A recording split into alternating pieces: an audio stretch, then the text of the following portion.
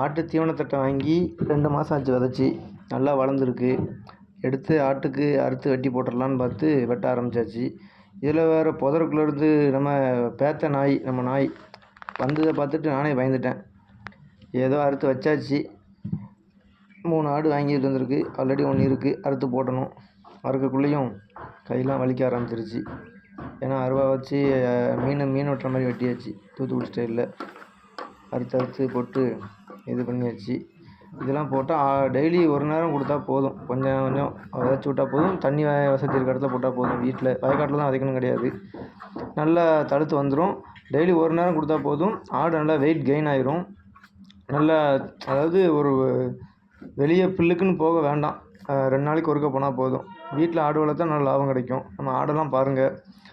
இந்த 3 இப்போ நான் வாங்கியிருக்கேன். நேற்று வாங்கினது. இது கொடியாடில் கிராஸ் மாதிரி இருக்கும். அங்கிட்டு நிற்கிற அந்த இது பழசு. இது பழைய ஆடு. இது வாங்கி 2 மாதம் ஆச்சு. இந்த நல்லா சாப்பிடுது பார்த்தீங்களா?